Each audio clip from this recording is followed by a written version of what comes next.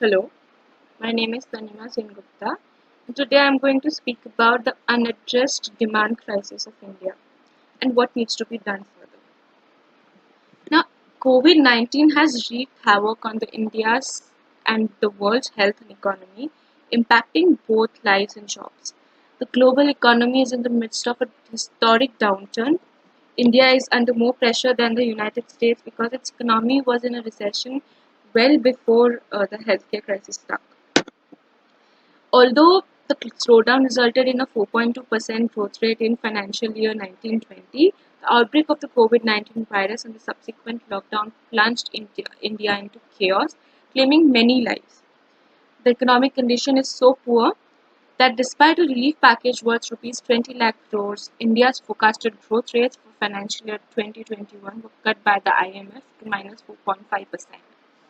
Although many hoped that the lifting of the lockout would result in a V-shaped recovery for the country due to the easing of supply shock, this did not happen. In light of the following, I try to contend that the pandemic was merely the catalyst for such a severe decline, and that the true source of the issue, a lack of demand, remains unsolved. It would be difficult to make a full recovery without it. Now, what is the issue of lack of demand? So, if we try to look at the recent happenings, we can see the Indian economy has been slowing down since 2017 or 18. The government has cited a variety of reasons for a slowdown, including lower industrial growth, declining private consumption, and lower global growth.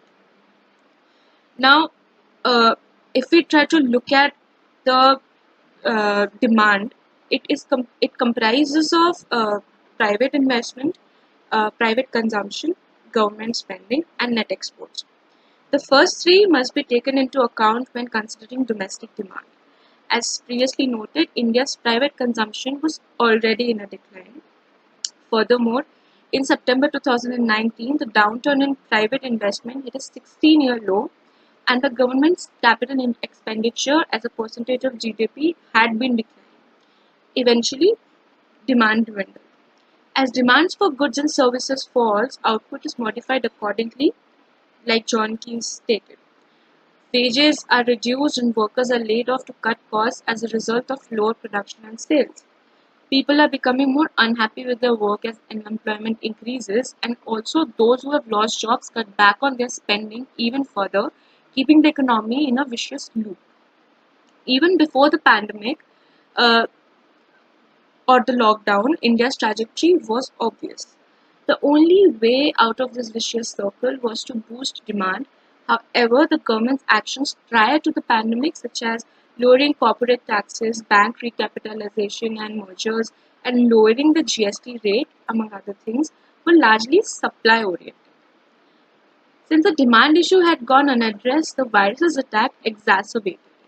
All production units and services that did not appeal to critical products were closed as a result of the virus's containment. As a result of the lockdown, the Indian economy's misery was amplified as the circle of low demand, output cuts, and increase in unemployment was exacerbated.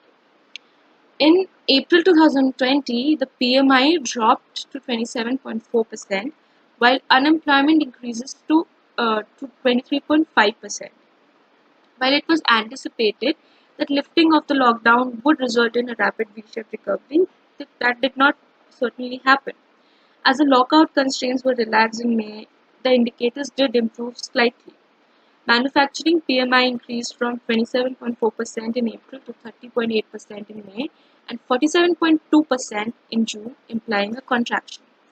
As we can see that unemployment rate dropped from over 23% in April and May to just 11% in June.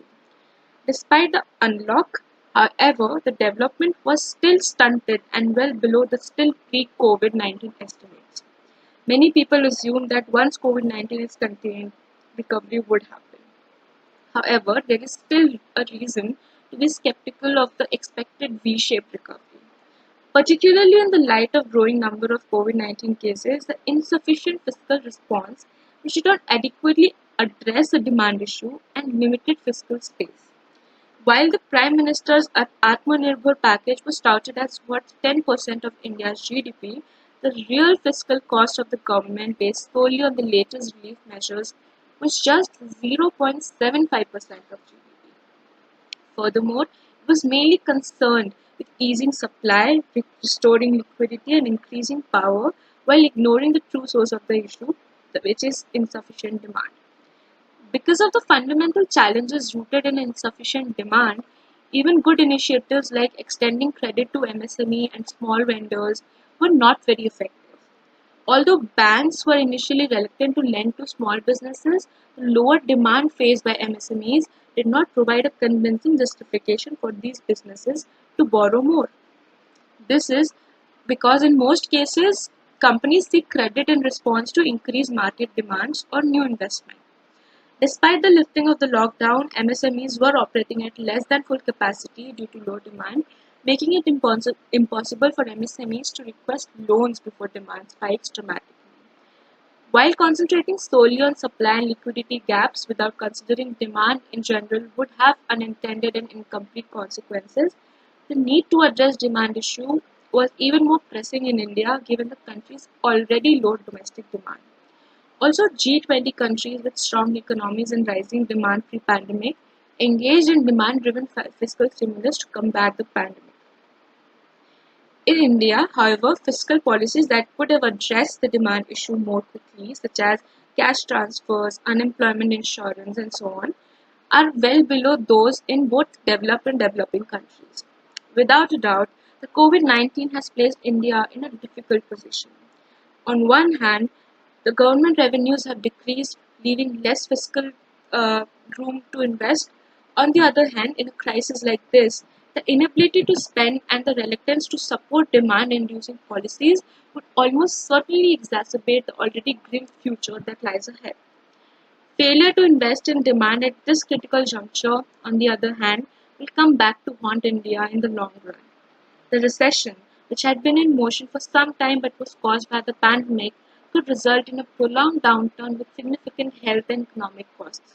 If not addressed immediately, the issue of insufficient demand could prove fatal to the growth. Thank you.